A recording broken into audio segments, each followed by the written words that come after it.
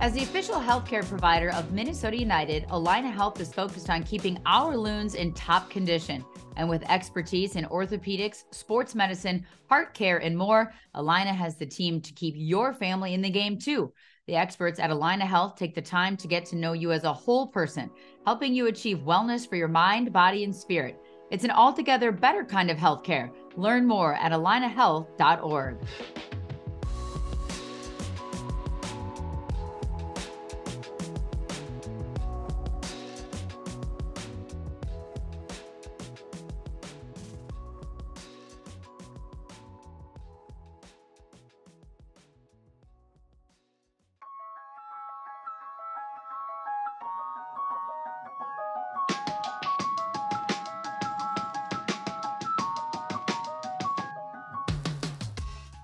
Hello, everybody, and welcome back to another episode of Sound of the Loons. We are recording this on November 13th.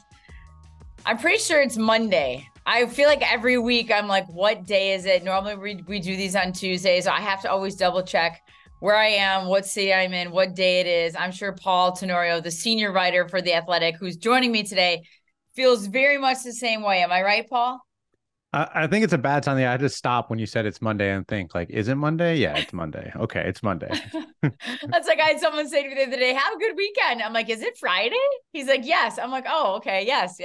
Have a good weekend. Cause it kind of all blurs together. But thank you for taking the time to join me. And I feel like I introduced you as a senior writer for The Athletic, but at the same time, it feels like it doesn't quite summarize your career, what you've done, what you're doing now, because I feel like that sort of minimizes actually everything that you have going on in your world, especially from a working perspective. I say this to athletes all the time, to the soccer guys, like if you had to write your own little blurb, what would it look like? And you will have to write your own little blurb soon for your new book coming out, but what would that look like? Yeah, I don't know. That's a good question. I think, well, first of all, thank you. My job has changed so much, and like you said, I think my life is going to change significantly over the next year as I work on this book in tandem with reporting for The Athletic. But I always think of myself first and foremost as kind of like an insider on American soccer, and that can vary from day to day. Like one day it's just writing like purely soccer stuff about the U.S. men's national team, and the next day I'm digging for information on what's happening in the MLS Board of Governors meetings, and I'm writing about the business side of soccer. And then the next day I'm like, okay, like MLS playoffs. And, you just try to bounce around between all of that and kind of have a handle on all of it. And then, I think for a lot of us, for me, especially, my world got flipped upside down this summer when Messi arrived, and that kind of turned my job to focus from where I had been over the last year and a half.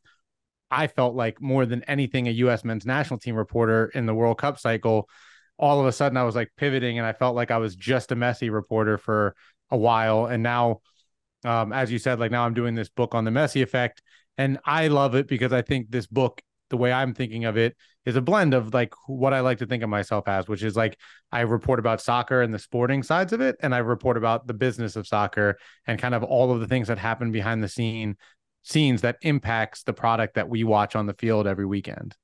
Well, and you said, soccer in the United States, but at the same time, even when you're reporting on MLS or the men's national team, that no longer means soccer just in the United States, because of where the players are coming in and out of, and how the nature of this business and this world is. And the fact that Major League Soccer has gotten more, not that it wasn't international before, but it's gotten more and more that way. And then when a player like Messi comes to the United States and to Major League Soccer off the heels of winning a World Cup with Argentina, then it like just elevates the world of soccer in the United States even that much more. And I mean, you've been a reporter for a very long time for different outlets, Washington Post. I mean, we can go down the list, right? Or Orlando Sentinel, like other soccer outlets, 442, ESPN. I mean, down the list, right?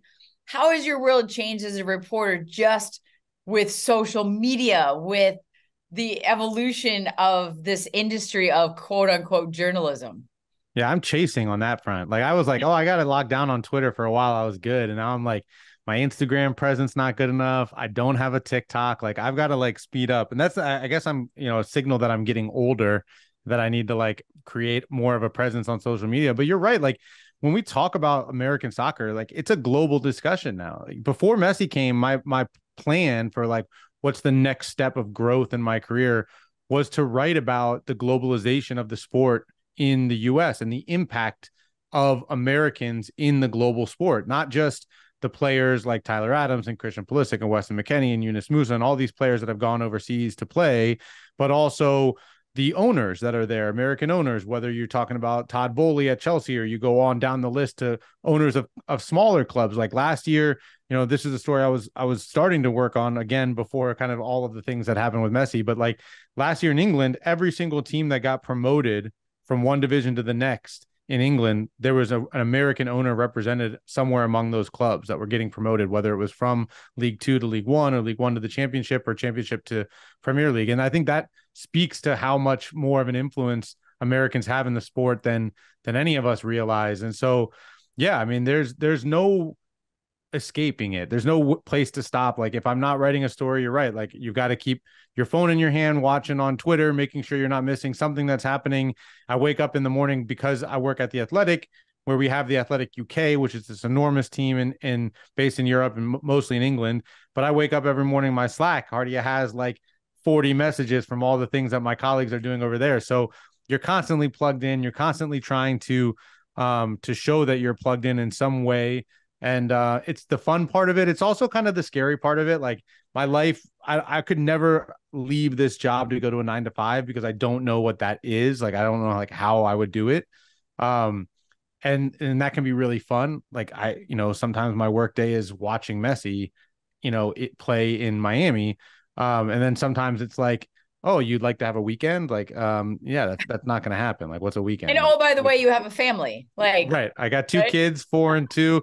They're getting it. They for a while there, I had them on dad had turned soccer on Saturday mornings to now it's like a battle over who gets the TV. So I'm watching on my phone more than anything nowadays.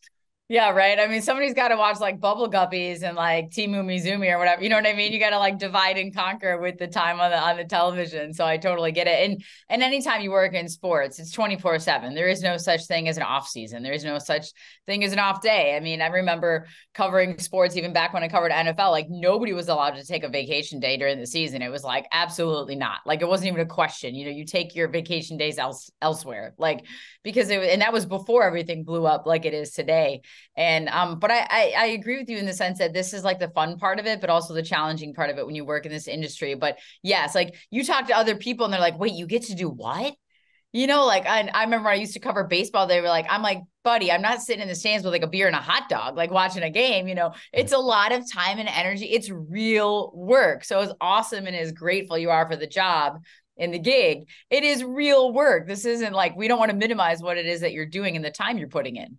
For sure. But you're right. Like, I mean, for me, I always just remind myself, even when I'm like exhausted, just how cool these opportunities are. And, it's the thing I wanted to do since I was a kid. So like, I'm like one of those lucky people that kind of like, I knew what I wanted to do when I was like, I remember I tell this story a lot, but like I expanded my parents' subscription to the Washington Post when I was a kid, like pretending to be my dad on the phone when they called to ask if we wanted to go to 7 days a week from just Sunday.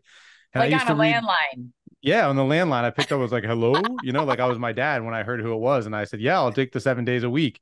And for me, like my dad cut lawns and parked cars and worked 7 days a week. And like I go to soccer games and write about soccer. So like I won't trade that. I recognize how lucky I am. But and it is so cool, like, you know, especially to cover soccer now at this point in time. I mean, that's the exciting thing is like I've done this since 2007. I started at the Washington Post in 2007, covering soccer there, alongside Steve Goff, and went back to covering soccer full time. I covered college football for a while, a lot of high school sports. I covered the NFL, and went back full time to soccer in 2015. And that was like the launch of this new expansion era of Major League Soccer. And so for the last 8 years, like I've chronicled the game at this critical moment where we're seeing this incredible amount of growth, whether it's the growth of Major League Soccer in the league, you see the growth of the NWSL, Mm. of the lower divisions in American soccer. You see the growth of the national teams and the way that those are changing. It's been so much fun. And then, yeah, now in kind of the like right now window, you've got Messi coming, of course, but this is during a time when we have the Copa America in 2024, the Club World Cup in 25, the Men's World Cup in 26, potentially the Women's World Cup in 27, the Olympics in 28. I mean, this is unprecedented in American soccer history, and I get to spend my time telling stories about it. It's pretty neat. Yeah, I feel like just before I want to ask you one more question about your upcoming book before we move on to the Minnesota United news. But I feel like the fact that you just listed, the 2026 World Cup, the 27 World Cup, possibly for the women. I feel like it's the whole other podcast for another day is the fact that we know where the next 10 men's World Cups are, and we don't even know where the 27. But like that's a whole other podcast for another day. My daughter asked me the other day, she's like, "Well, what about the 27?" And I'm like, "Well, we don't know that one yet." Like, Yeah. but we've got these other men's World Cups nailed down for like the next 100 years. Yeah, Johnny will get around to it when he can, Yeah, exactly. Yeah. Anywho, that, like I said, that's a podcast for another day. And of course, coming off the heels of what a fantastic weekend for NWSL in the final, and heartbreaking for Megan Rapinoe, but so many insane positive storylines coming from that. So I want to ask you one more question about your book coming out, The Messi Effect, and sort of like once that came about, that he was going to be coming to MLS and that news broke and that became official, did you instantaneously, were you just like, I'm going to write a book? This is happening. Like, how does that come to fruition and come to be? Yeah, I think I started thinking about it right away. Certainly my wife would say I definitely started saying it right away because I was gone a lot from home around Messi's arrival. And every time I tacked another road trip on, I would say, well, if I do a book, like I kind of have to be there for this moment. And eventually she was like, are you doing a book or are you just using that to like calm me down every time you book another flight? So yeah, it was definitely in my mind. I mean, look, again, we talk about these transformational moments. For me in my career, I was looking for like, yeah, what's the next step? How am I going to grow? How am I going to challenge myself? And you look at when Beckham arrived in 2007 and the way that impacted Grant Wall's career, writing the Beckham experiment and covering that phase of the game. Before Beckham, the last time you had a player come like this was when Pelé came to the NASL in the 70s. So it doesn't happen all of the time. These moments are generational moments. And I felt like, yeah, like I should think about this as a potential way for me to challenge myself. I've never done a book. And then as I got thinking about it, I started having conversations with people around everything going on with what I was reporting with Messi. And they seemed like all kind of like, yeah, this is a book that should be done. This is this transformational moment for American soccer. And it's not just Messi. Like I said before, like it's coming at a time where already MLS was being enticed to grow because of these events that are coming to our shores. The Apple deal certainly has an impact. That's a 10-year deal. And so Apple's timeline for growth for MLS is different than maybe the 30 or 40-year timeline that owners can afford to take because, they're buying these teams kind of long-term play, right? Not the short term. So already all these influences were there. And then you have this person who is so incredibly popular and important. And so, yeah, it started to kind of, I was like, okay, maybe this is something I should do, but it is scary to think about writing a book. And eventually there were some people that reached out to me to see if I would be interested in doing it. And we've got the process underway. And so, yeah, so for the next year of my life is going to be simultaneously doing my job for The Athletic and reporting and writing out this book. And, I saw a couple of comments on social media when we announced like, oh, it's too soon for you to know what the Messi effect is. It's only been a few months. Like, yeah, like I'm not just writing about the first couple months of Messi in America. Like over the next year, I'll be reporting it and writing it and seeing how these things play out, both, yeah, of course, with Messi on the field, but hopefully a lot of it off the field and behind the scenes, to talk about kind of how this change that I think we will see, especially around the 2026 World Cup, happened. So that when it does happen, you can kind of read this book and learn about all of the different conversations and moments that led to these potentially big changes. So the book right now we're thinking is like a book that'll come out in fall of 2025. That's the plan. And it gives me some time to report and write out and keep an eye on kind of all of the things that are happening behind the scenes around Messi.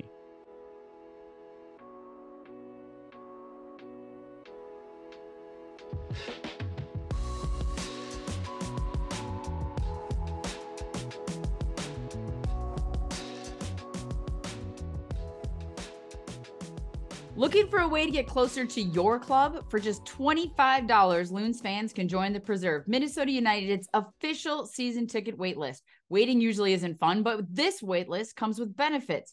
Being a member of the Preserve gives you early access to MNUFC single game tickets, partial season plans, and group tickets, as well as special pre-sales for other marquee events that come to Allianz Field. Visit mnufc.com/preserve to join.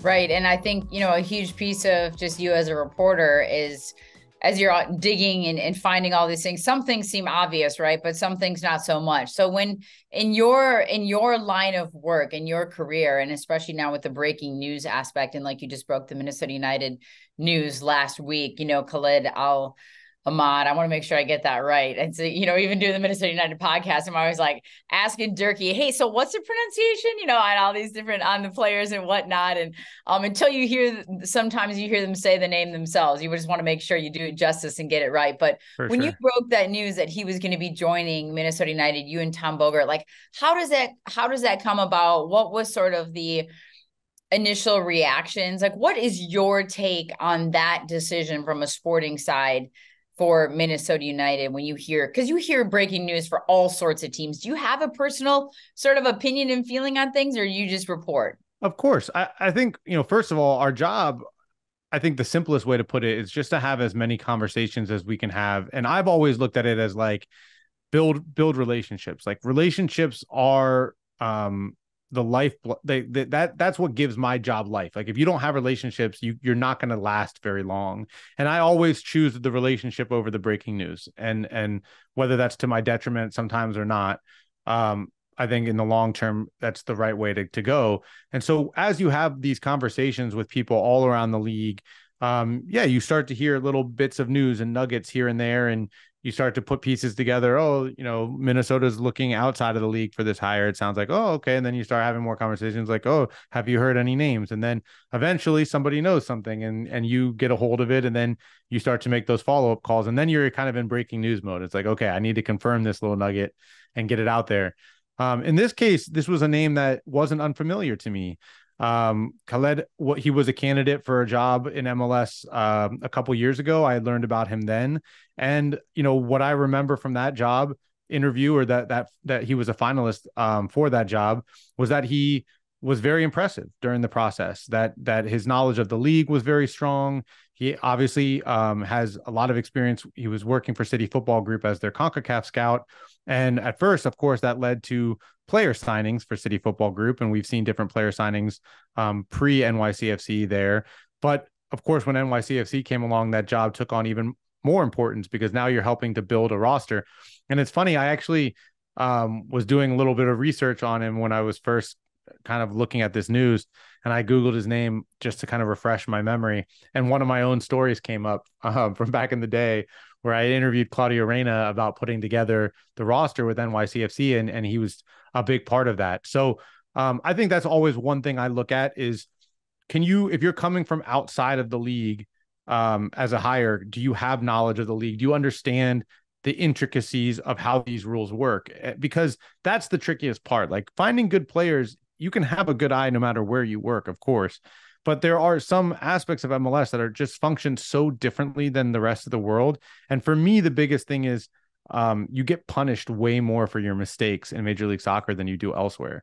It's a lot harder to get rid of players, and you can't just buy another player to fix that player because you have a salary budget. So a lot of times in the rest of the world, if you make a mistake on a midfielder and you paid $2 million for him, I mean, that stinks. You don't want to make $2 million mistakes, but then you just go sign another player at that position and you bench that player. And eventually they don't want to be on the bench anymore. And you move them to another player to another team in Europe. And that's a lot harder to do in MLS.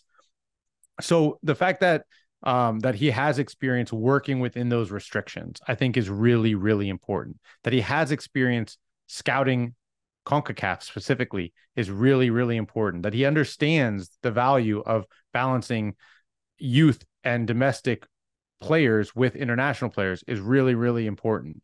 And I think also for Minnesota United, the way I looked at it, and as I've had conversations, not just when I was working on the news, but since we put the news out there and people were calling me immediately once you put the news out, by the way, that's the next thing that happens. You get a bunch of calls from other people that are like, oh, that's interesting. Let's talk about it. The perspective I've gained from that is just like, I think a lot of people felt like, okay, it was clear that Minnesota United made a decision to kind of move in a new direction.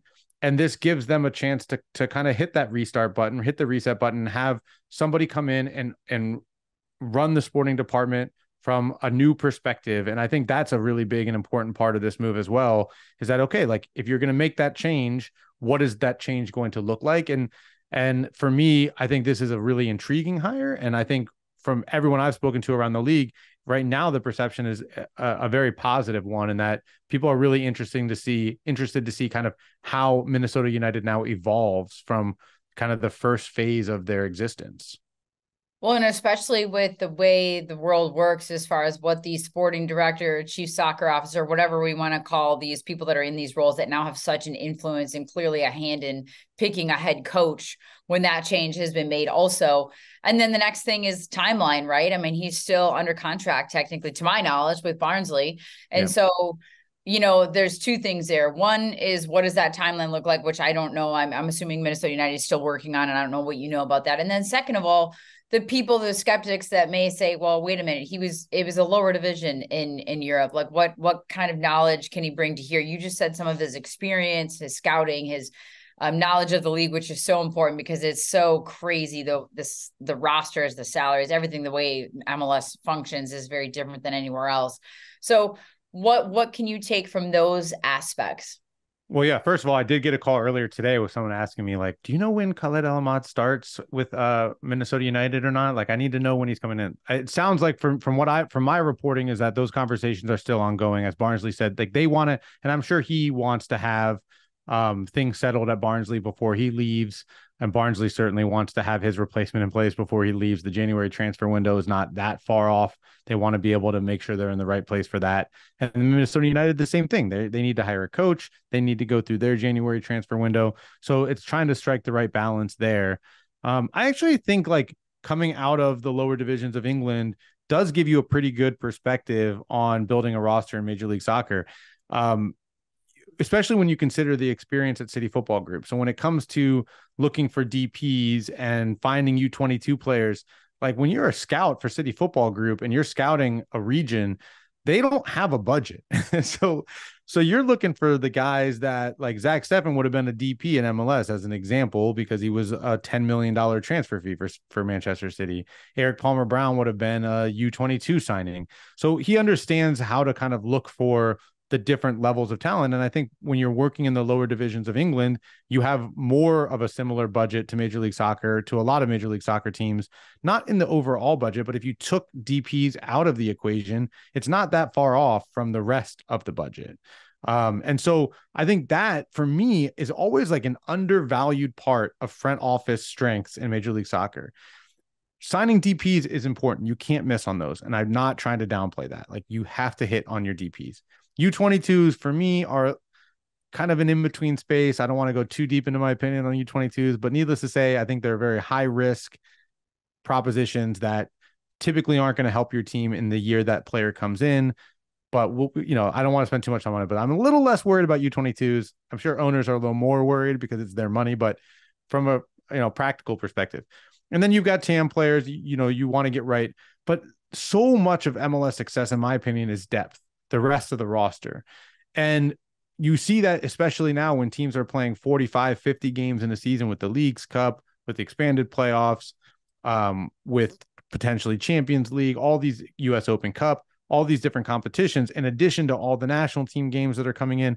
So the stronger the depth of your roster, the better off it is. And the teams that have really good, strong homegrown academies typically have it off a little bit easier, as you've seen like Philadelphia. When you're producing in the academy, or Dallas, you have a bit of an advantage because it's building your depth for very cheap. For Minnesota, you have a challenge. And I think most MLS teams face this challenge where you have to try to find productive players on the lower end of the roster.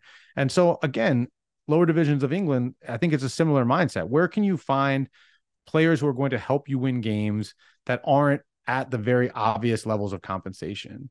And so I like that he has a mix of having scouted for a club that has no budget to now scouting for a club that has a very strict budget. And can you blend those talents at Minnesota? And yes, you want to find DPs and you want to find good TAM players. And hopefully you can break the mold and find the next John Duran that you sell for $20 million.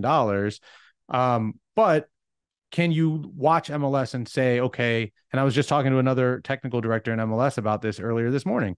Like, can you look at the reentry draft and at MLS free agency and find a guy who maybe doesn't fit perfectly at his current team or has just entered free agency, and you're going to be able to sign for $500,000 that becomes the Griffin Dorsey in Houston and pops for you and becomes a really big contributor on a number that's much friendlier.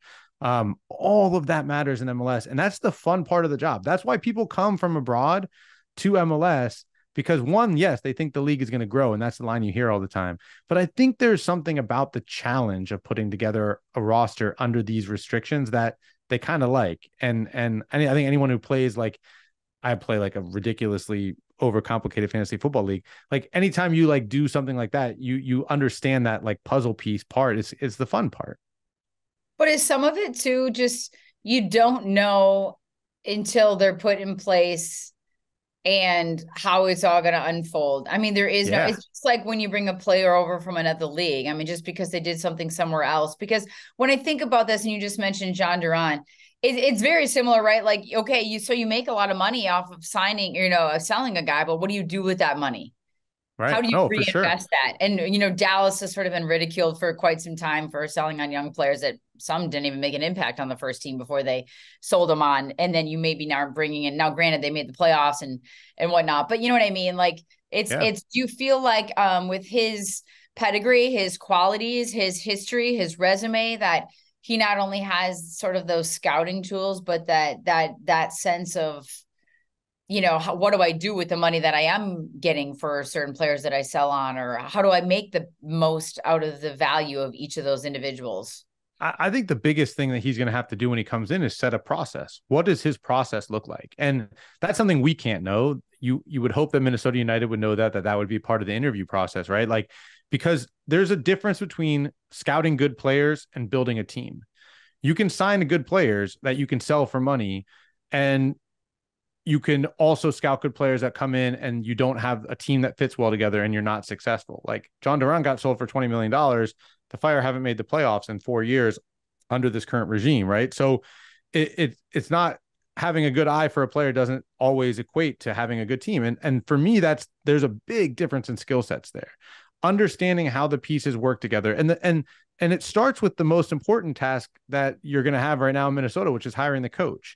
So do the coach and the sporting director have the same ideas, or do they understand each other? Like, it's more important than do they have the same ideas? If you hire a coach and he says, I want to play a 4-3-3 and I want wingers that get to the end lines and I want midfielders who are athletic and I want my right back to stay home more because I want my right winger to be more dynamic and I need a left back, you have to understand how all of those pieces fit together and then go find players that fit those profiles.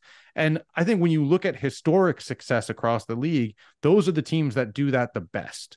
So when we talk about Garth Lagerwey, why is Garth Lagerwey the best at his job historically at RSL, at Seattle, and now what he's trying to build in Atlanta? Because his process is the best. They had a way about going about. I remember doing an interview with him when Seattle and Toronto were playing again for an MLS Cup about both of those teams and how Tim Bezbachenko and Garth thought about building rosters.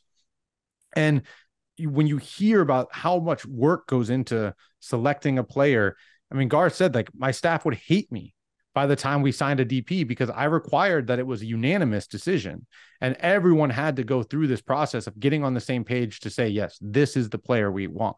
And they had a person in charge of scouting that I thought had the best eye, maybe still, of anyone in MLS at finding players, Chris Henderson.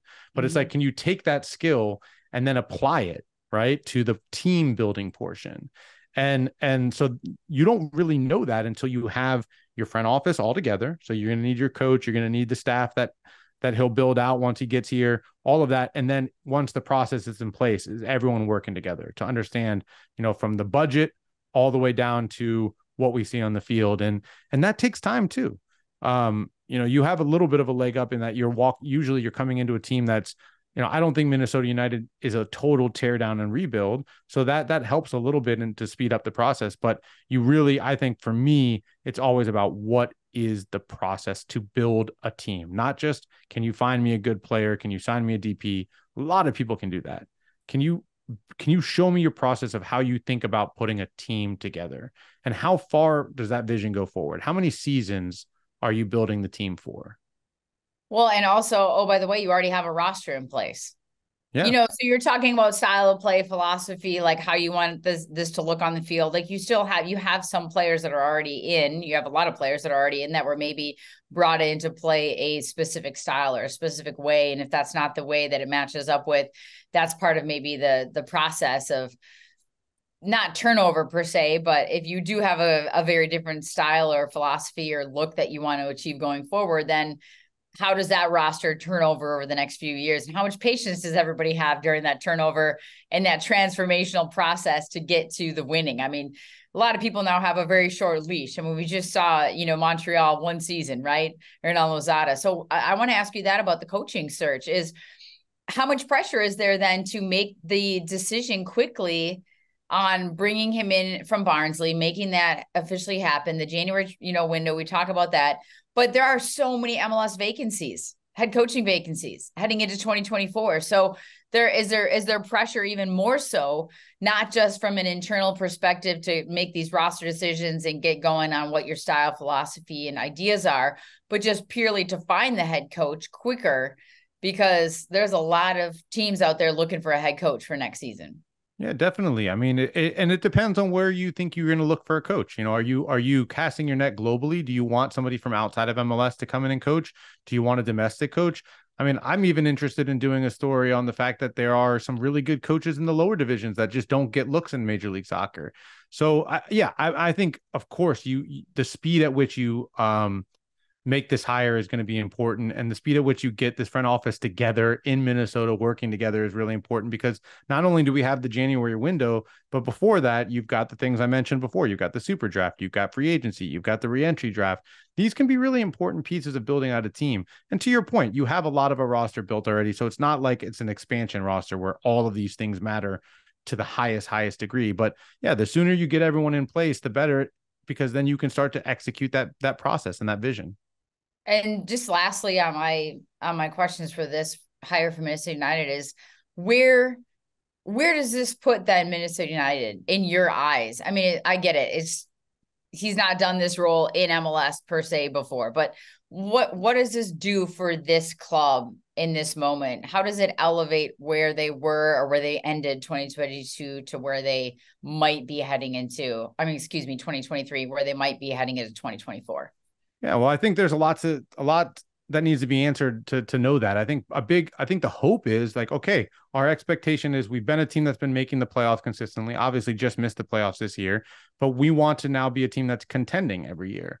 So that's got to be the hope with this change. Otherwise, why make the change, right? So the expectation is, okay, we've made this change. Are we going to go add some DPs? Are we going to go add some pieces that take us to that next level? And I think anytime there's change in sports, that's the aim, that's the hope that you are pushing now, that it's ambition that's causing these changes. It's not always ambition, but the hope is that it leads to some person, some idea, something that gets sparked, whether it's a new voice in the locker room as a coach, whether it's a new vision in the sporting department as the CSO. That's got to be the hope. So I think for Minnesota United, we know that they can be right there in the pack. We know that they can be fighting, in the playoffs, fighting for a home seat. We've seen them do that. The question is, can they now go to that next place up? Can they be what Philadelphia has become the last few years in the East, where you start thinking, okay, can they win an MLS Cup? And that's got to be the goal. That's got to be the aim. And I lied. I actually have one more. We've been talking about all these soccer types of questions with the hire. What have you heard from a personality culture standpoint? Because it is such an important piece now in every sporting league across the globe. People talk about culture and just the vibe, the energy, the personality. What have you heard from that standpoint about this individual? But I'll amend. Yeah, not as much, but what I've heard is he's a really good guy. I've heard from multiple people that know him well, that have worked with him, that he's a great guy. They really like him.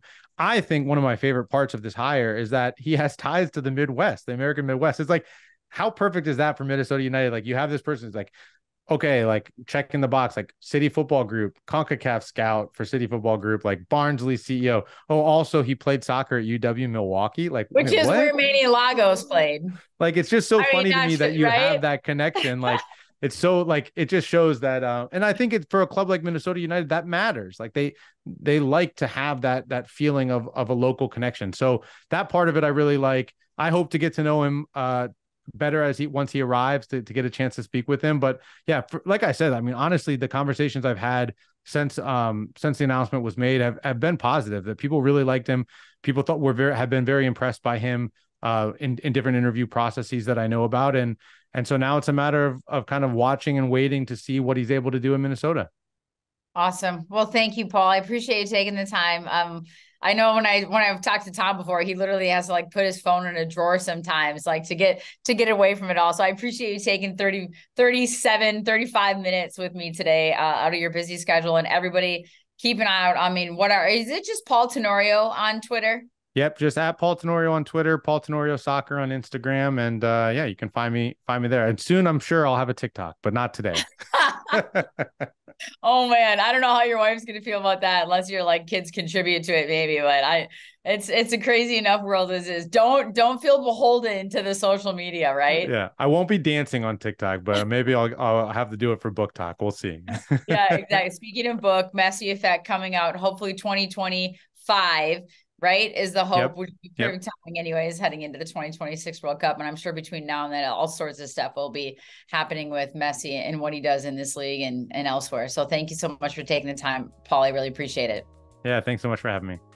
All right, everybody, stay tuned for another episode of Sound of the Loons presented by Aline Health. We will have another episode hopefully for you next week. We can try to catch up with CEO Sherry Ballard about the hire as well. If I don't talk to you then, have a happy holidays. What is it? Thanksgiving? Is that next week already?